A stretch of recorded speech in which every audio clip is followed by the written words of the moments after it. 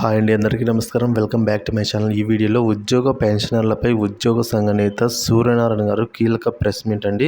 మరి ఆయన ఆ ప్రెస్ మీట్లో ఏం చెప్పారు, ఉద్యోగ పెన్షనర్ల ఉద్దేశించి అన్న పూర్తి వివరాలు అయితే వీడియోలో ఉన్నాయి. వీడియోని ఎక్కడగా స్కిప్ చేయకుండా ఎండ్ వరకు చూడండి, అప్పుడే పూర్తి ఇన్ఫర్మేషన్ అర్థమవుతుంది. అలాగే వీడియో నచ్చినట్లయితే తప్పనిసరిగా లైక్ చేయండి. ఇంకా కొత్తగా మన ఛానల్ని చూస్తూ సబ్స్క్రైబ్ చేసుకున్నట్లయితే ప్రతి ఒక్కరు కూడా మన ఛానల్ని సబ్స్క్రైబ్ చేసుకున్న ద్వారా నేను చేసే ప్రతి ఒక్క వీడియో మీ వరకు రీచ్ అవుతుంది. ఇక వివరాల్లోకైతే వెళ్ళిపోదాం. ముఖ్యంగా పోస్టల్ ఓటు చెల్లకుంటే ఈసీదే బాధ్యత అని సూర్యనారాయణ గారు సూటిగా ప్రశ్నించారండి ఈసీని ఈ ప్రెస్ మీట్లో. ఇక ఐక్యవేదిక రాష్ట్ర చైర్మన్ సూర్యనారాయణ గారు అయితే ఈ విధంగా పేర్కొన్నారు. రాష్ట్రంలో పోస్టల్ బ్యాలెట్ ఓట్లు చెల్లకుంటే ఆ బాధ్యత మొత్తం ఎన్నికల సంఘ రిటర్నింగ్ అధికారులదే అని ఏపీ ఉద్యోగ ఉపాధ్యాయ కార్మిక పెన్షనర్ల సంఘాల ఐక్యవేదిక రాష్ట్ర చైర్మన్ కేఆర్ సూర్యనారాయణ గారు స్పష్టం చేశారు.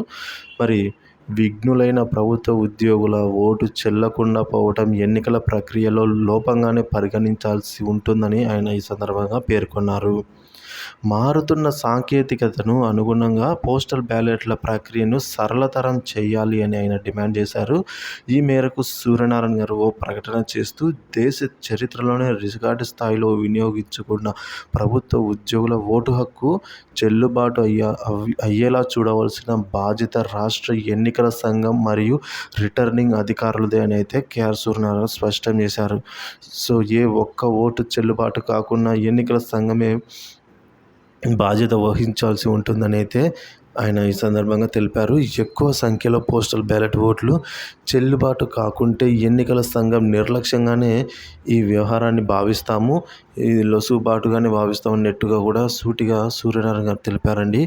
సో ఎంతో అమూల్యమైన ఉద్యోగుల ఓటు ఇప్పుడు వస్తున్న అందుబాటులో ఉన్న సాంకేతికను ఉపయోగించుకొని ఈ పోస్టల్ బ్యాలెట్లను మరింత సులభతరం చేయాలి. కానీ సో గెజిటెడ్ ఆఫీసర్ సంతకం లేదని, సీల్ లేదని, సో ఇలాంటి చిన్న చిన్న మిస్టేక్స్ వల్ల చేసి వాళ్ళ ఓట్లు చెల్లకుండా పోతే బాధ్యత మొత్తం రాష్ట్ర ఎన్నికల సంఘాన్ని మరియు రిటర్నింగ్ అధికారులది.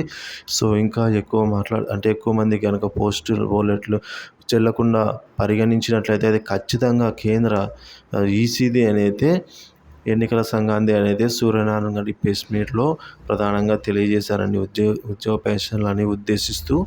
సో ఇది అండి ఇప్పటి వరకు ఉన్న తాజా సమాచారం.